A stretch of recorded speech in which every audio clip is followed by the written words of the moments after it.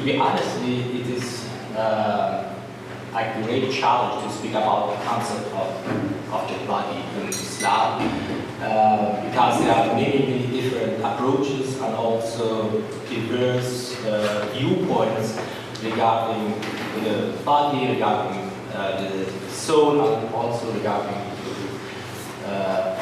the relationship between the body and the soul in Islam. I think it is similar to the same question and the same discussions in other religions, in Christianity and also in Judaism. But basically, Muslim scholars assume that the human consists of both the body and the spirit, or the soul. The two components are also mentioned in the Qur'an. However, this does not yet clarify what one understands by body or soul, or which of the two components shapes discourses about the human in Islam and in which ways. In analyzing these questions, two different attitudes can generally be identified. One, which I characterize as the material, not materialistic, is strongly focused on the body and has a more or less corporeal understanding of the human. The other attitude more prominently emphasizes the immaterial in the human and focuses primarily on the soul. The first attitude, which harmonizes more with the statements of the Quran, is also, in my estimation, the original and dominant one. It has shaped both Islamic theology and Islamic law. The second is especially represented by philosophers and philosophical scholars. It was developed later and as a result of the encounter with the ideas of ancient philosophy. Based on the dominant body-oriented viewpoint, two characteristics can be identified in the Islamic attitude to the human body. The first characteristic is that the Islamic doctrine considers the human, and in this way the human body, primarily as a creation of God, and emphasizes to treat it with dignity. The second characteristic is the Islamic teaching assumes that the human body belongs to its creator, God. Therefore, one cannot do with his or her body what he or she wants. The protection of the physical integrity of the human being, hurma, is of utmost importance in Islam. Now, let me first start with the definition and the synonyms of the term body in Arabic and in the Quran. In Arabic and thus in the Quran, there are some expressions that indicate the term body. First, badan. Badan is used in the meaning of the human body. I'm sorry, I don't have PowerPoint presentation, but I hope you can follow me. Badan is used in the meaning of the human body, but especially in the sense of the human torso. The term appears in the Quran once and indicates the human body. Second, jism. Jism is to be understood basically in the sense of body, shape, substance, and mass, and is therefore used in the meaning of the human body. The term appears twice in Quran. Third, jasad, and that's the term that we have on the flyer of our conference. Jasad is also used in the sense of body, both of the human and non-human. The term is mentioned 4 times in the Quran, 2 times in the meaning of human body and 2 times in the meaning of the animal body. body. And finally, germ. Germ is mostly used in the philosophical and scientific discussions in the sense of body or mass and in connection with the heavenly bodies, Ajram, Samawiya. By and large, it can be assumed that the word badan most closely reflects the living human body. But we can also use other words like jasad, but jasad is not only for human body. Anyway, the Arabic saying goes, al-ashya tu'rafu bi-azdadiha, things are recognized by their opposites. It seems to me advisable here to briefly consider the terms that represent the opposite of badan in Arabic or in the Qur'an. Two terms are used primarily as a counterpart to badan. One is ruh, in Hebrew we have ruah, in the sense of spirit. According to the Quran, ruh is that which God has breathed into Adam, into human body, and brought it to life. It should be remembered that ruh, spirit, comes from the same root as the term rih, wind, and that is probably the backdrop of the more bodily, corporeal understanding of the early Muslim scholars. Another term is nafs, in Hebrew, nefesh, in the meaning of soul. Nafs is at the same time the expression used in Islamic philosophy in the sense of the Platonic soul.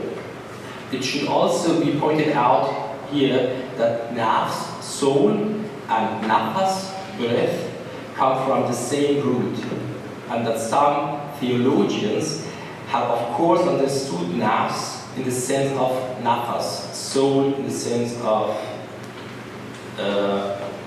breath. Interestingly, in some places in the Quran, both ruh and nafs are used as synonyms for humans.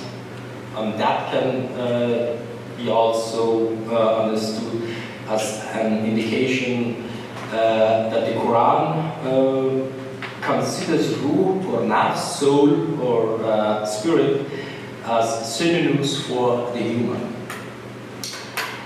In the following, I will use badan when I mean the human body, ruh when it comes to spirit, and nafs when it is a matter of soul. This usage broadly corresponds to the use of these terms in Oriental studies and also in the Islamic philosophy. But now, a few sentences about the concept of the body in the Quran and Sharia. The Quran speaks about the human in the way that they are perceived immediately as visible and material being. In three places, the Quran mentions ruh as the divine spirit that is breathed into Adam. However, the Quran does not concern itself with the essence or with the nature of ruh, and does not want to deal with it. I quote here the Quran: "They will question you about the nature of the spirit. Say, the spirit is of the bidding of my Lord. You have been given of knowledge nothing except little." End of quote. There is no hint of the mind-body problem in the Quran. The Quran also makes no allusion to an opposition of mind and body. It also does not emphasize the spirit or the soul in relation to body. The Quran is rather focused on the immediately visible and material human. In the Quran, the name of the first human is Adam, like Hebrew.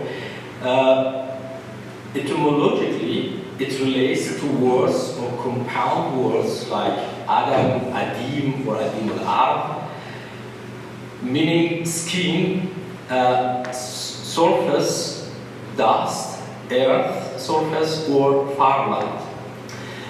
The linguistic logic is that dust is the surface of the earth, the skin of the earth, from which Adam was made. In the Quran, it is the human's body that is primary. In the story of creation, in the stories of the prophets, in the ritual provisions, and in life after death, in paradise as well as in hell. The story of creation is practically a material act in which human is created from earth or clay or mud.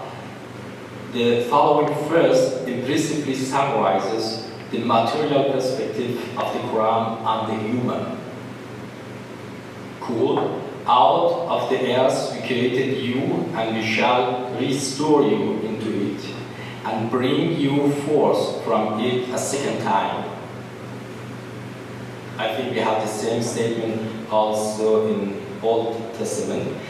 Life after death is also represented in the Quran as a physical procedure. For instance, it is the physical parts of human, such as the ears, the eyes, or the skin, which testify to the deeds of human in this world. The rewards of blissful people are solely for the good of the human body. The blissful human will in paradise receive the fruits, water, wine, bird meat, silk clothing, bracelets of gold or pearls, houris or ewes that are waiting for them. The punishments for the unfortunate people are also related to the body. According to the Quran, they shall be thrust into the crusher, drink oozing paths, and carry feathers and chains on their necks. I hope we all are blissful people. In Islamic law, the body also occupies a lot of space. Although it is generally assumed that the purpose of religious duties is purification of soul, tazkiyatun nafs, the normative determinations are at once body-centered. The ritual duties such as prayer, fasting, and pilgrimage or jihad are accompanied by a high degree of physical exertion and stress. These duties are also repealed as soon as they exceed the limits of the physical capacity of the people, because they are considered in this case as an encouragement on the physical integrity of the Muslim. According to the teachings of the Quran, the human and therefore the human body belong to their Creator, God. Quote, truly we belong to God, and to Him we return.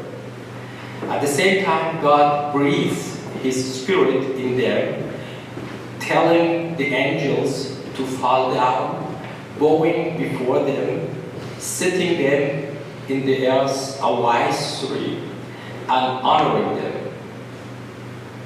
In this respect, the human and their body are to be treated with dignity. This perspective is also behind the normative rules in Islam, be it the ritual cleansing of the body or the prohibition of suicide. As to the real reason for the prohibition of suicide in Islam, scholars point out that the humans who suicide themselves presume a right that is not their right and destroy something that does not belong to them. It is also noteworthy that scholars prohibit the cremation of the body, not only because of the opposition to the divine purpose, but because they see this practice as a disgusting or tormenting thing inflicted on the body.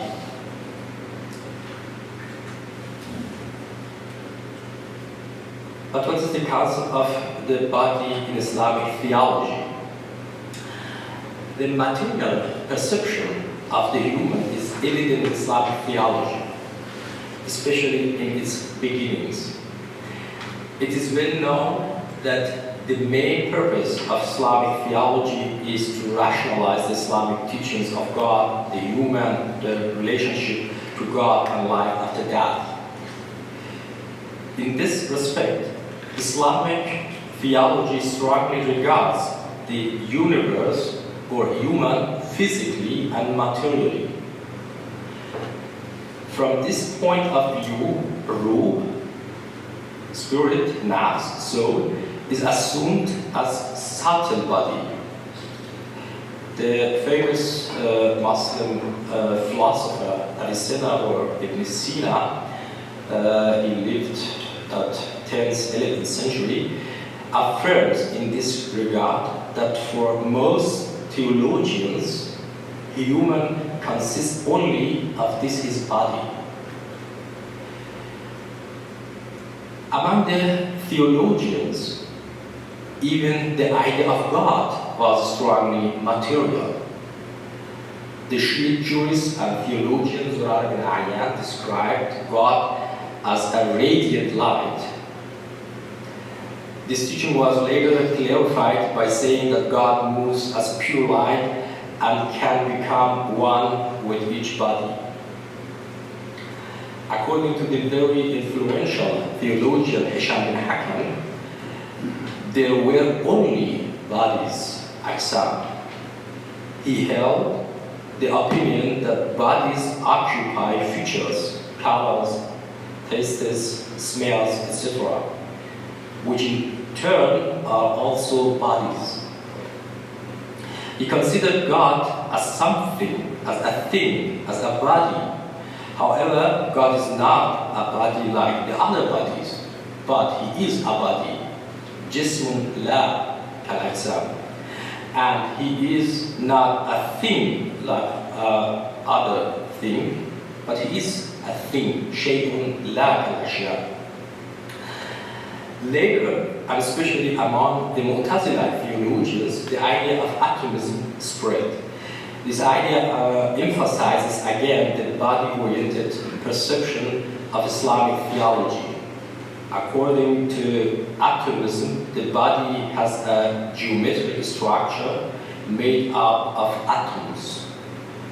Two adjacent atoms set up the length.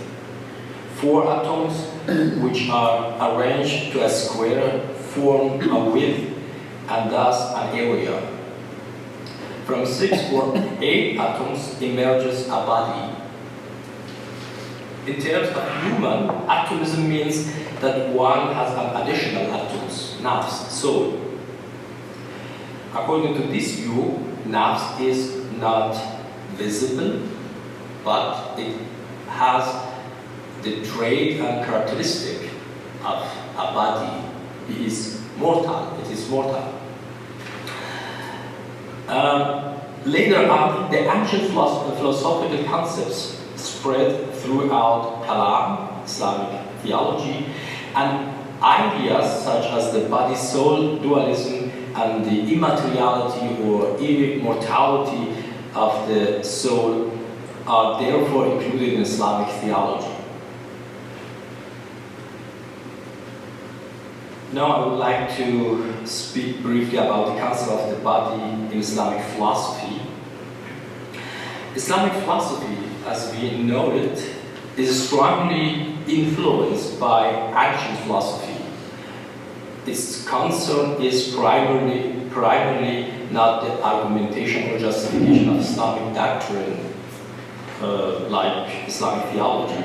Its themes, its methods, and its cognitive interests are the rational way and are shaped by the ideas of Plato, Aristotle, or Plotinus.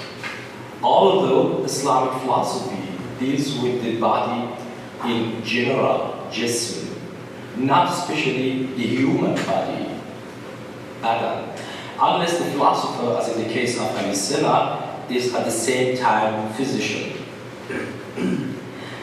Islamic philosophy is much more concerned with the immaterial in the human. The doctrine of the soul, for example, occupies a large space in Avicenna's work. Obviously, the subject occupied him throughout his life. He discusses the issue in both his earlier and later works. In two small treatises, he deals explicitly with the topic. Firstly, in Miraj-Name, the book of the Ascension to Heaven, written in Persian, and secondly, in Risalat fi Ma'rifat al-Nafs al-Natiqa wa Ahwaliha, treatise on cognition of nafs and its circumstances. In both works, Avicenna presents a distinctly nafs-oriented interpretation of the human. For example, as opposite to popular opinion, Avicenna argues in Miraj-Name that the Prophet's ascension may not have taken place physically, but mentally or spiritually. As a philosophical basis of his argument, he first discusses the body-soul questions in a special chapter. In doing so, he represents an explicit dualism and believes that God created the human from two different things, the body and the spirit. God put together the body by gathering the humus, akhlaq, the four humus, blood, yellow blood bile, black bile, and flame, and combining the elements, arkan, air, fire, earth, and water, and he united with it the spirit through the influence of the active intellect, aql. In this structure, according to Avicenna, and that is very significant for the philosophical approach in Islam, the body is the mouth and the spirit is the rider. Avicenna speaks of three forms of the spirit, which lie in three places of the body. Firstly, the animal spirit, which lies in the heart and is responsible for concupiscence, shahwa, irascibility, ghadab, sense perception, imagination, and delusion. Secondly, the natural spirit, which lies in the liver and is responsible for absorption, retention, digestion, and expulsion. Lastly, the psychic spirit, which lies in the brain and is responsible for cognition, recollection, discernment, and memory. While the animal and natural forms of spirit, as well as the body, are temporal and mortal, the psychic spirit is immortal and lives on after death. The psychic spirit, which he Avicenna sometimes calls rational spirit, and sometimes rational soul, and some other times Holy Spirit, is replaced by the intellect, which enables human to be balanced and just. Avicenna affirms his immaterial and soul-oriented view of human in Risalat fi Ma'rifat al-Nafs. Here he emphasizes again that nafs is neither bodily or physical. It gives life to the human body. It enables human to know and to recognize, and it survives the body. According to him, nafs is that which makes a human a human. Nafs is that which remains constant throughout life, can exist apart from the body, and is the source of all knowledge and activity of the human. Now, at the end of my presentation, I would like to summarize the presentation.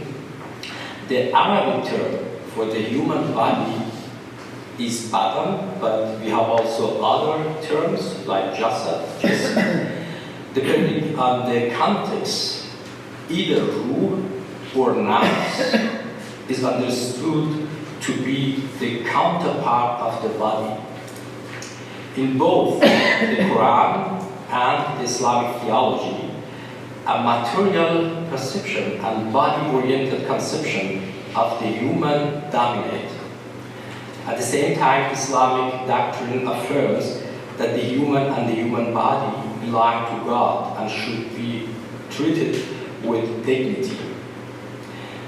These Quranic and theological perspectives on the human shape Islamic norms, which underlie a fundamental understanding of the protection of the physical integrity of the human. In this perspective, the material human being as such is responsible for deeds both good or bad. Islamic philosophy, as exemplified here by Avicenna, cultivates a more soul-centered view of the human. Islamic philosophers pay hardly any attention to the human body as such. In their opinion, the body gains value only to the soul. Avicenna's dualistic view categorically distinguishes between the body and the soul. According to him, while the body is ephemeral, mortal, evil, and low, it is the immortal soul that permits the liberation of the human from animal desires and allows for the good and the sublime. This philosophical perspective on the human formed later the other philosophical scholars in Islam, like Ibn al-Safa and also the Islamic mystic. But I don't want to present all these perspectives. The other perspectives I will represent in the later chapters. Thank you very much.